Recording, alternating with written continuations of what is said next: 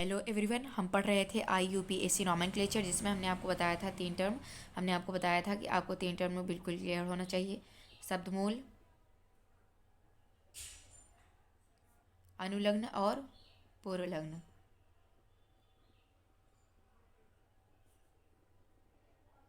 पूर्वलग्न। अब देखें जी, शब्दमूल किसे कहते हैं। पिछली वीडियोस में आपको बताया जा चुका है कि शब्दमूल क्या है एंड अनुलग्न क्या है। पिछले वीडियोस में मैंने आपको शब्दमूल भी बता दिया था एंड अनुलग्न भी बता दिया था। आज हमको पढ़ना है पूर्वलग्न के बारे में। तो पिछली वीडियोस में जो बताया गया था उसको थोड़ा सा रिवाइज करते हैं। तो हमने आपको शब्दमूल के बारे में बताया था कि शब्दमूल क्या दर्शाता है।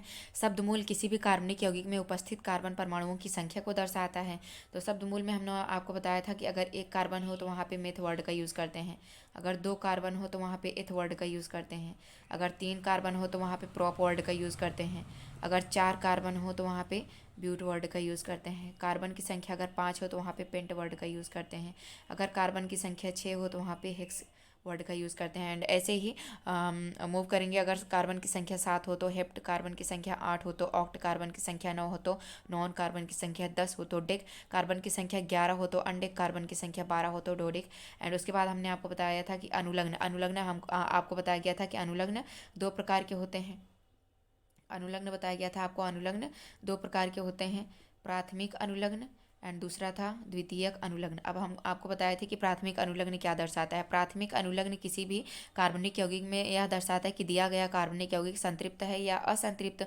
अगर संतृप्त होता है तो कार्बन कार्बन परमाणु के मध्य एकल बंध होता है, तो उसके लिए प्राथमिक अनुलग्न एन का यूज़ करते हैं। अगर असंतृप्त होता है, इसमें 2 कंडीशन आ सकते हैं। असंतृप्त होगा तो कार्बन कार्बन परमाणु के मध्य या तो द्विबंध होगा या तो त्रिबंध होगा। अगर द्विबंध होगा तो वहाँ पे इन वर्ड का यूज़ करेंगे। अगर त्रिबंध होगा तो वहाँ पे आइन वर्ड का यूज़ करेंगे। एंड द्वितीयक अनुलग्न क्या दर्शाता है, हमने आपको बताया था। द्वितीयक अनुलग्न किसी भी कार्बनिक यौगिक में उपस्थित क्रियात्मक समूह को दर्शाता है।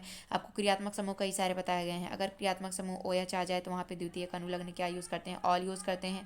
अगर CHO आ जाए तो वहाँ पे द्वितीयक अनुलग्न अल का यूज़ करते हैं। अगर COOH आ जाए तो वहाँ पे द्वितीयक अनुलग्न ओइक एसिड का यूज़ करते हैं।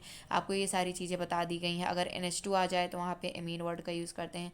आपको ये सारी चीज़ें बताई गई हैं पिछली वीडियोज़ में। मैंने आपको बस यहाँ पे रिवाइज कराया है। एंड देन उसके बाद मूव करते हैं हम पूर्वलग्न पे। तो पूर्वलग्न भी 2 प्रकार के होते हैं। पूर्वलग्न 2 प्रकार के होते हैं, प्राथमिक पूर्वलग्न एंड द्वितीयक पूर्वलग्न। अब देखें जी, प्राथमिक पूर्वलग्न क्या दर्शाता है, द्वितीयक पूर्वलग्न क्या दर्शाता है। सो हम देखते हैं कि प्राथमिक पूर्वलग्न क्या दर्शाता है। प्राथमिक पूर्वलग्न किसी भी कार्बनिक यौगिक में यह दर्शाता है कि दिया गया कार्बनिक यौगिक चक्रीय है या अचक्रीय। अगर कार्बनिक यौगिक चक्रीय होता है तो वहाँ पे हम साइक्लो वर्ड का यूज़ करते हैं। अगर कार्बनिक यौगिक अचक्रीय होता है तो वहाँ पे कोई भी साइक्लो वर्ड का यूज़ नहीं करेंगे। अगर दिया गया कार्बनिक यौगिक चक्रीय होता है तो वहाँ पर हम साइक्लो वर्ड का यूज़ करते हैं as a primary prefix. And अगर वहाँ पे दिया गया कार्बनिक यौगिक अचक्रीय है, दैट मीन्स वो चक्रीय नहीं है, साइक्लिक नहीं है, तो वहाँ पे साइक्लो वर्ड का यूज़ नहीं करते हैं। वहाँ पे साइक्लो वर्ड का यूज़ नहीं करेंगे। एंड देखते हैं जी, द्वितीयक पूर्वलग्न क्या दर्शाता है। द्वितीयक पूर्वलग्न किसी भी कार्बनिक यौगिक में यह दर्शाता है कि द्वितीयक पूर्वलग्न के रूप में वहाँ पे कौन कौन से प्रतिस्थापी समूह हैं या फिर पार्श्व श्रृंखलाएँ हैं। तो प्रतिस्थापी समूह के रूप में आ सकता है क्लोरीन, ब्रोमीन, फ्लोरीन, आयोडीन। तो अगर क्लोरीन प्रतिस्थापिक समूह के रूप में आ रहा है तो इसके लिए हम क्लोरो वर्ड का यूज़ करते हैं। ब्रोमीन आ रहा है तो वहाँ पे हम ब्रोमो वर्ड का यूज़ करते हैं। फ्लोरीन आ रहा है तो वहाँ पे हम फ्लोरो वर्ड का यूज़ करते हैं। आयोडीन आ रहा है तो वहाँ पे हम आयोडो वर्ड का यूज़ करते हैं। एंड उसके बाद हम देखते हैं पार्श्व श्रृंखला। ये किसको किसको दर्शाता है। द्वितीयक पूर्वलग्न 2 चीज़ों को दर्शाता है। पहला है प्रतिस्थापी समूह, प्रतिस्थापी समूह एज अ सब्स्टिट्यूएंट ग्रुप।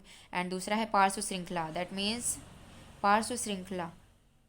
पार्श्व श्रृंखला प्रतिस्थापी समूह को दर्शाएगा और पार्श्व श्रृंखला को दर्शाएगा। प्रतिस्थापी समूह मतलब सब्स्टिट्यूएंस, सब्स्टिट्यूएंट। एंड पार्श्व श्रृंखला का मतलब साइड चेन, कोई भी साइड चेन हो। अगर side chain as a side chain ये CH3 छूट जा रहा है वहाँ पे, तो वहाँ पे साइड चेन के रूप में क्या लगाएंगे, इसका द्वितीयक पूर्वलग्न क्या लगाएंगे, मेथिल लगाएंगे। ऐसे ही अगर C2H5 छूट जाए, C2H5 as a side chain वहाँ पे लगा हो, तो उसके लिए क्या यूज़ करेंगे, एथाइल या फिर एथिल वर्ड का यूज़ करेंगे। एंड ऐसे ही C3H7 ये कहीं पे छूट रहा हो एज अ साइड चेन, तो वहाँ पे यूज़ करेंगे प्रोपिल या प्रोपाइल, जो भी आप प्रोनाउंस करें दोनों सही है। तो हमने आपको यहाँ पे एक ब्रीफली इंट्रोडक्शन दे दिया है। अब आप इसको हमने नोट करके रखा है, आप यहाँ से इसको नोट भी कर सकते हैं। अब देखते हैं जी IUPAC नियम क्या है। जैसे अब यहीं से हम नियम बनाना चाहें तो पहले हमने क्या लिखा है, द्वितीयक पूर्व लग्न। पहले हमने लिखा है द्वितीयक पूर्व लग्न, इसको हम शॉर्ट फॉर्म में ऐसा हम लिख रहे हैं, आप समझ जाइएगा। द्वितीयक पूर्व लग्न एंड देन उसके बाद क्या है, प्राथमिक पूर्व लग्न। उसके बाद है प्राथमिक पूर्व लग्न एंड देन उसके बाद क्या है, शब्दमूल। उसके बाद क्या आ रहा है, शब्दमूल। उसके बाद लिख देंगे शब्दमूल एंड देन इसके बाद क्या आ रहा है, प्राथमिक पूर्व लग्न। क्या आ रहा है, प्राथमिक अनुलग्न। इसके बाद आ रहा है प्राथमिक अनुलग्न। हम शॉर्ट फॉर्म में लिख रहे हैं, आप इसको पूरा लिख सकते हैं। एंड देन उसके बाद आ रहा है द्वितीयक अनुलग्न। अब इन सब के बारे में आपको यहाँ पे बता ही दिया गया है पूरा। तो द्वितीय पूर्व लग्न क्या दर्शाता है, द्वितीय पूर्व लग्न प्रतिस्थापी समूह या फिर पार्श्व श्रृंखला के बारे में दर्शाता है। प्रतिस्थापी समूह जैसे क्लोरीन आ जाए तो क्लोरो वर्ड का यूज़ करेंगे, ब्रोमीन आ जाए तो ब्रोमो वर्ड का यूज़ करेंगे, फ्लोरीन आ जाए तो वहाँ पे फ्लोरो वर्ड का यूज़ करेंगे, आयोडीन आ जाए तो वहाँ पे आयोडो वर्ड का यूज़ करेंगे। सो यहाँ पे ऐसा हो गया। उसके बाद देखते हैं जी, अगर CH3 छूट जा रहा है पार्श्व श्रृंखला के रूप में एज अ साइड चेन ये आ रहा है, इसके लिए मिथाइल या मेथिल वर्ड का यूज़ करेंगे। C2H5 आ रहा है तो इसके लिए इथाइल या एथिल वर्ड का यूज़ करेंगे। C3H7 कहीं भी छूट रहा है तो उसके लिए प्रोपाइल या फिर प्रोपिल वर्ड का यूज़ करेंगे। एंड देन देखते हैं प्राथमिक पूर्व लग्न क्या दर्शाता है। प्राथमिक पूर्व लग्न किसी भी कार्बनिक यौगिक में यह दर्शाता है कि दिया गया कार्बनिक यौगिक चक्रीय है या अचक्रीय। चक्रीय और अचक्रीय के बारे में आपको बता दिया गया है। कार्बनिक यौगिकों का वर्गीकरण जब हम कर रहे थे तो वहाँ पे आपको बताया गया था कि चक्रीय कार्बनिक यौगिक किसे कहते हैं, अचक्रीय कार्बनिक यौगिक किसे कहते हैं। अगर दिया गया कार्बनिक यौगिक चक्रीय होता है तो वहाँ पे हम नामकरण करते वक्त साइक्लो वर्ड का यूज़ करते हैं। एंड देन उसके बाद आता है शब्दमूल। शब्दमूल के बारे में आपको बताया गया, शब्दमूल किसी भी कार्बनिक यौगिक में यह दर्शाता है कि दिया गया कार्बनिक यौगिक में कितने कार्बन परमाणु हैं, कार्बन परमाणुओं की संख्या को दर्शाता है। एंड देन आते हैं प्राथमिक अनुलग्न। प्राथमिक अनुलग्न जनरली दर्शाता है कार्बन कार्बन के मध्य कौन सा बॉन्ड है। अगर कार्बन कार्बन के मध्य सिंगल बॉन्ड है तो वहाँ पे एन वर्ड का यूज़ करते हैं, डबल बॉन्ड है तो वहाँ पे इन वर्ड का यूज़ करते हैं, ट्रिपल बॉन्ड है वहाँ पे आइन वर्ड का। अगर सिंगल बॉन्ड है तो एन वर्ड का यूज़ करेंगे, डबल बॉन्ड है तो इन वर्ड का यूज़ करेंगे, ट्रिपल बॉन्ड है तो आइन वर्ड का यूज़ करेंगे। एंड द्वितीयक अनुलग्न क्या दर्शाता है, क्रियात्मक समूह को दर्शाता है। जैसे क्रियात्मक समूह आपको OH आ जाए तो वहाँ पे ऑल लगाएंगे, CHO आ जाए तो वहाँ पे अल लगाएंगे, COOH आए तो वहाँ पे ओइक एसिड लगाएंगे। अब इसका कुछ उदाहरण देख लेते हैं। जैसे आपको एक ऑर्गेनिक कंपाउंड दे दिया जाए यहाँ पे कि मान लीजिए कोई ऑर्गेनिक कंपाउंड है CH3 CH इधर को लगा दिया Cl एंड यहाँ पे CH2, यहाँ पे क्या है OH। मान लीजिए ये ऑर्गेनिक कंपाउंड हमने दिया है, तो अब इसका नामकरण कैसे करेंगे जी। यहाँ पे देखें, सबसे पहले आप इस कार्बनिक यौगिक में क्या करें, सबसे पहले आप देखें कि यहाँ पे शब्दमूल, शब्दमूल को सबसे पहले देखना है। शब्दमूल का मतलब कार्बन परमाणुओं की संख्या। तो आप देखेंगे इस पूरे कार्बनिक यौगिक में कितने कार्बन परमाणु हैं। हम देखें 1 2 3, यहाँ पर तो कार्बन परमाणु है नहीं, और ये भी, ये क्लोरीन है ना कि कार्बन परमाणु है। ये क्या है, क्लोरीन है ना कि कार्बन परमाणु है। तो इस श्रृंखला में, इस कार्बनिक यौगिक में कितने कार्बन परमाणु हैं, 3 कार्बन परमाणु हैं। तो आपको बताया गया है यहाँ पे 3 कार्बन परमाणु है। अब यहाँ पे देखें द्वितीय पूर्व लग्न। द्वितीय पूर्व लग्न किसको दर्शाता है, प्रतिस्थापी समूह को। इस कार्बनिक यौगिक में कोई प्रतिस्थापी समूह आपको नजर आ रहा है। प्रतिस्थापी समूह के रूप में क्लोरीन, ब्रोमीन, फ्लोरीन, आयोडीन ये सब हैं। तो इनमें से आपको कुछ दिख रहा है, हाँ जी यहाँ पे क्लोरीन है तो यहाँ पर भी क्या है, क्लोरीन है। ये क्या है, प्रतिस्थापी समूह। जब भी प्रतिस्थापी समूह के रूप में क्लोरीन आएगा तो उसके लिए क्या यूज़ करेंगे, क्लोरो वर्ड का यूज़ करेंगे। लेकिन क्लोरो वर्ड किस नंबर पे है, ये क्लोरो दूसरे नंबर पे है, तो इसका नाम क्या हो जाएगा, 2 क्लोरो। और ये बात आप हमेशा याद रखेंगे कि IUPAC नामकरण करते वक्त IUPAC का जो पहला लेटर होगा ये कैपिटल में होगा एंड देन ऑल स्मॉल में होंगे, और सभी स्मॉल लेटर में होंगे। ये हो गया क्लोरो। एंड देन आप देखें उसके बाद प्राथमिक पूर्व लग्न। प्राथमिक पूर्व लग्न किसको दर्शाता है, चक्रीय, मतलब कार्बनिक यौगिक चक्रीय है या अचक्रीय। कार्बनिक यौगिक खुली श्रृंखला है तो ये चक्रीय हो ही नहीं सकता, तो यहाँ पे साइक्लो वर्ड का यूज़ नहीं करेंगे। एंड देन उसके बाद आता है शब्दमूल। शब्दमूल क्या दर्शाता है, मुख्य श्रृंखला में कार्बन परमाणुओं की संख्या। तो इसमें कितने कार्बन परमाणु हैं, 3 कार्बन परमाणु हैं। अभी हमने आपको बताया अगर 3 कार्बन परमाणु होंगे उसके लिए शब्दमूल क्या यूज़ करेंगे, प्रोप। तो यहाँ पे क्या यूज़ करेंगे, प्रोप। अब यहाँ पे देखें प्राथमिक अनुलग्न। प्राथमिक अनुलग्न क्या दर्शाता है, कार्बन कार्बन के मध्य बॉन्ड को दर्शाता है। तो यहाँ पे आप देखें कार्बन कार्बन के मध्य कौन सा बॉन्ड है, ये, और ये कार्बन के मध्य सिंगल बॉन्ड, ये और ये कार्बन के मध्य सिंगल बॉन्ड। जब यहाँ पे सिंगल बॉन्ड है तो यहाँ पे क्या लगाएंगे, एन। प्राथमिक अनुलग्न के रूप में क्या लगा देंगे, एन। एंड देन उसके बाद देखेंगे जी द्वितीयक अनुलग्न। द्वितीयक अनुलग्न यहाँ पे क्या आ रहा है, द्वितीयक अनुलग्न के रूप में यहाँ पे OH आ रहा है। द्वितीयक अनुलग्न के रूप में यहाँ पे OH आ रहा है। OH के लिए क्या लगाएंगे, ऑल। OH के लिए क्या लगाएंगे, ऑल। तो यहाँ पे हम क्या लगा देंगे, ऑल। आपको एक नियम बताया गया है कि जब भी द्वितीयक अनुलग्न वॉवेल से स्टार्ट हो, किसी स्वर से स्टार्ट हो तो प्राथमिक अनुलग्न, ये प्राथमिक अनुलग्न है और ये द्वितीयक अनुलग्न है। जब भी द्वितीयक अनुलग्न किसी वॉवेल से स्टार्ट हो, किसी स्वर से स्टार्ट हो तो प्राथमिक अनुलग्न का ही हटा देते हैं। तो इसका फाइनली क्या नेम हो जाएगा? टू क्लोरोप्रोपेनॉल। टू क्लोरोप्रोपेनॉल, इस कार्बनिक यौगिक का नाम हो गया टू क्लोरोप्रोपेनॉल। अब देखते हैं जी, एक नामकरण करते हैं एक यौगिक का। इसे मान लिया हमने ये वाला कार्बनिक यौगिक ले लिया और ये आप देख पा रहे हैं ये कैसा कार्बनिक यौगिक है। ये चक्रीय कार्बनिक यौगिक है। मान लीजिए यहाँ पे हमने लगा दिया OH एंड यहाँ पे लग गया Cl। अब आप यहाँ पे देखें, आपको बताया जा चुका है कि द्वितीयक पूर्वलग्न किसको दर्शाता है? प्रतिस्थापी समूह को या फिर पार्श्व श्रृंखला को। तो प्रतिस्थापी समूह के रूप में यहाँ पे क्या आ रहा है? Cl। प्रतिस्थापी समूह के रूप में क्या आ रहा है यहाँ पे? Cl। अगर प्रतिस्थापी समूह के रूप में Cl आता है तो इसके लिए कौन से वर्ड का यूज़ करते हैं? क्लोरो। कौन से वर्ड का यूज़ करते हैं? क्लोरो। एंड प्राथमिक पूर्वलग्न, अगर प्राथमिक पूर्वलग्न क्या दर्शाता है कि दिया गया कार्बनिक यौगिक चक्रीय है या अचक्रीय। अगर चक्रीय होता है उसके लिए साइक्लो वर्ड का यूज़ करते हैं, अचक्रीय होता है तो वहाँ पे साइक्लो वर्ड का यूज़ नहीं करते हैं। तो यहाँ पे प्राथमिक पूर्वलग्न चक्रीय है या अचक्रीय, आप देखिए कार्बनिक यौगिक चक्रीय है तो चक्रीय है तो यहाँ पे साइक्लो वर्ड का यूज़ होगा। किस वर्ड का? साइक्लो वर्ड का यूज़ होगा। उसके बाद क्या है? शब्दमूल। शब्दमूल का मतलब कार्बन परमाणुओं की संख्या। इस चक्रीय यौगिक में टोटल कितने कार्बन परमाणु हैं? गिन लेते हैं। 1 2 3 4 5 6। तो इस चक्रीय यौगिक में कितने कार्बन परमाणु हैं? 6 कार्बन परमाणु। तो यहाँ पे शब्दमूल के रूप में क्या लगाएंगे? हेक्स लगा देंगे। उसके बाद प्राथमिक अनुलग्न क्या दर्शाता है? कार्बन कार्बन परमाणुओं के मध्य बंध को दर्शाता है। तो यहाँ पे देखें, एक कार्बन, ये कार्बन हो गया, हर एक कॉर्नर पे क्या है? यहाँ पे कार्बन है। हर एक कॉर्नर पे यहाँ पे कार्बन है। तो कार्बन और कार्बन परमाणु के मध्य कौन सा बॉन्ड है? यहाँ पे सिंगल बॉन्ड है। सिंगल बॉन्ड के लिए प्राथमिक अनुलग्न के रूप में क्या यूज़ करते हैं? एन यूज़ करते हैं। उसके बाद द्वितीयक अनुलग्न क्या दर्शाता है? द्वितीयक अनुलग्न क्रियात्मक समूह को दर्शाता है और यहाँ पे क्रियात्मक समूह के रूप में क्या आया है? OH आया है। तो OH के लिए क्या यूज़ करते हैं? ऑल। OH के लिए क्या यूज़ करते हैं? ऑल। एंड यहाँ पे प्राथमिक पूर्वलग्न आया है तो इसके लिए क्या यूज़ करेंगे? साइक्लो। तो देखें, द्वितीयक पूर्वलग्न के रूप में क्या आया है? क्लोरो। तो द्वितीयक पूर्वलग्न के लिए क्या लिख देंगे? क्लोरो। लेकिन ये किस नंबर पे है? चौथे नंबर पे है। क्या हो जाएगा यहाँ पे? 4 क्लोरो। एंड देन उसके बाद प्राथमिक पूर्वलग्न के रूप में क्या यूज़ करेंगे? साइक्लो वर्ड का। किस वर्ड का यूज़ करेंगे? साइक्लो। 4 chloro cyclo. उसके बाद यहाँ पे शब्दमूल के नंबर, शब्दमूल मतलब कार्बन परमाणु की संख्या। कितने कार्बन परमाणु? 6 कार्बन परमाणु। अगर एक कार्बन हो तो मेथ 2 कार्बन हो, एथ 3 कार्बन हो, प्रोप 4 कार्बन हो, ब्यूट 5 कार्बन हो, पेंट 6 कार्बन हो, हेक्स तो 6 कार्बन है तो 6 कार्बन के लिए क्या यूज़ करेंगे? हेक्स यूज़ करेंगे। उसके बाद देखेंगे कार्बन कार्बन परमाणु के मध्य एकल बंध है, दैट मीन्स सिंगल बॉन्ड है, तो वहाँ पे प्राथमिक अनुलग्न के रूप में क्या यूज़ होगा? एन यूज़ होगा। अब यहाँ पे देख रहे हैं कि द्वितीयक अनुलग्न क्रियात्मक समूह को दर्शाता है। यहाँ पे कौन सा क्रियात्मक समूह है? OH, एल्कोहलिक क्रियात्मक समूह है। एल्कोहलिक क्रियात्मक समूह के लिए द्वितीयक अनुलग्न क्या आता है? ऑल आता है। क्या आता है? ऑल। अब यहाँ पे देख रहे हैं द्वितीयक अनुलग्न आपका किससे स्टार्ट हो रहा है? वॉवेल से। ओ क्या है? वॉवेल है।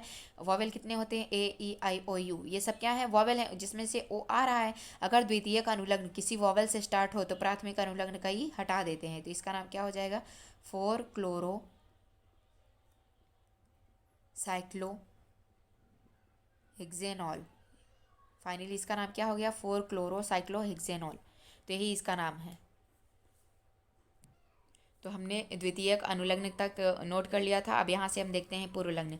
तो पूर्वलग्न हमने आपको बता दिया है। पूर्वलग्न 2 प्रकार के होते हैं, प्राथमिक पूर्वलग्न एंड द्वितीयक पूर्वलग्न, primary prefix and secondary prefix. अब यहाँ पे देखेंगे प्राथमिक पूर्वलग्न, दैट मीन्स प्राइमरी प्रीफिक्स किसे कहते हैं? तो प्राथमिक पूर्वलग्न शब्दमूल के आगे लगाया जाता है। अभी ये IUPAC नियम हम आपको बताएंगे तो इसमें आपको ये समझ में आ जाएगा ये कहाँ पे क्या लगाया जाता है। उसके बाद देखेंगे जी, प्राथमिक पूर्वलग्न यह दर्शाता है कि दिया गया कार्बनिक यौगिक चक्रीय है या अचक्रीय। ये यह दर्शाता है कि दिया गया कार्बनिक यौगिक चक्रीय है या अचक्रीय। अभी अभी हमने आपको इस पर एक एग्जाम्पल भी बताया है।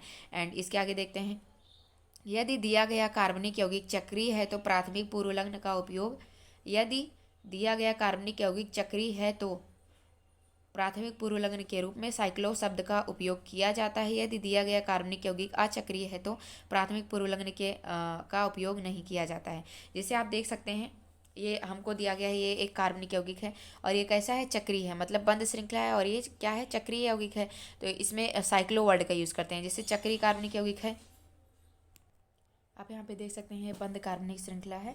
तो बंद श्रृंखला को क्या बोलते हैं? चक्रीय कार्बनिक यौगिक। अब यहाँ पे देखें चक्रीय कार्बनिक यौगिक में जितने भी कॉर्नर्स आपको दिख रहे हैं, सारे कॉर्नर्स पर एक एक कार्बन प्रेजेंट है। ये एक कॉर्नर है, इसमें एक कार्बन यहाँ पर, ये दूसरा कार्बन यहाँ पर, ये तीसरा कार्बन।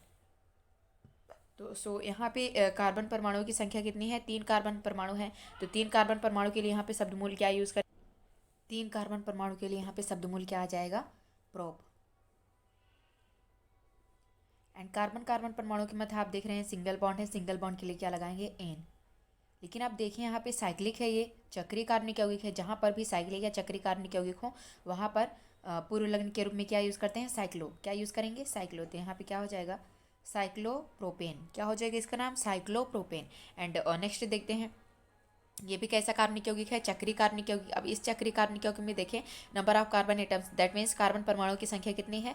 हर कॉर्नर्स पे एक एक कार्बन उपस्थित होगा। ये एक, दूसरा, ये तीसरा एंड ये चौथा। तो इसमें इस चक्रीय कार्बनिक यौगिक में आपको कार्बन परमाणु की संख्या कितनी दिख रही है? 4 कार्बन परमाणु हैं। तो 4 कार्बन परमाणु के लिए हम शब्दमूल क्या यूज़ करेंगे? ब्यूट। क्या यूज़ करेंगे? ब्यूट। अब यहाँ पे देखें कार्बन और कार्बन परमाणुओं के मध्य कौन सा बॉन्ड है? यहाँ पे सिंगल बॉन्ड। सिंगल बॉन्ड के लिए क्या लगाएंगे? एन लगाएंगे। एंड यहाँ पे देखिए ये चक्रीय है, साइक्लिक है। साइक्लिक स्ट्रक्चर के लिए हम साइक्लो वर्ड का यूज़ करते हैं। तो यहाँ पे क्या हो जाएगा? साइक्लोब्यूटेन। क्या हो जाएगा इसका नाम? साइक्लोब्यूटेन। अब नेक्स्ट देखते हैं जी। नेक्स्ट में भी हर एक कॉर्नर, ये भी क्या है? साइक्लिक कार्बनिक यौगिक है। तो साइक्लिक कार्बनिक यौगिक है, चक्रीय है, तो चक्रीय है। तो यहाँ पे हर एक कॉर्नर पे क्या होगा? यहाँ पे एक एक कार्बन परमाणु होंगे। यहाँ पे देखें कितने कार्बन परमाणु हैं? 1 2 3 4 5। कितने कार्बन परमाणु हैं? 5 कार्बन परमाणु है। 5 कार्बन परमाणु के लिए यहाँ पे शब्दमूल क्या यूज़ करेंगे? पेंट। एंड यहाँ पे कार्बन कार्बन परमाणु के मध्य कौन सा बॉन्ड है? Single bond. सिंगल बॉन्ड के लिए क्या यूज़ करेंगे? एन। यहाँ पे देखें ये साइक्लिक स्ट्रक्चर है, चक्रीय कार्बनिक यौगिक है। तो यहाँ पे कौन से वर्ड का यूज़ करेंगे? साइक्लो। इसका नाम क्या हो गया? साइक्लोपेंटेन। अब यहाँ पे देखें नेक्स्ट, इसका ये भी एक कार्बनिक यौगिक है। कैसा? चक्रीय कार्बनिक यौगिक है, बंद श्रृंखला कार्बनिक यौगिक है। तो बंद श्रृंखला कार्बनिक यौगिक या चक्रीय कार्बनिक यौगिक होने के कारण यहाँ पर भी किस वर्ड का यूज़ किया जाएगा? साइक्लो वर्ड का यूज़ करेंगे। लेकिन यहाँ पे देखें जी कार्बन परमाणु की संख्या कैसे आप ज्ञात कर सकते हैं?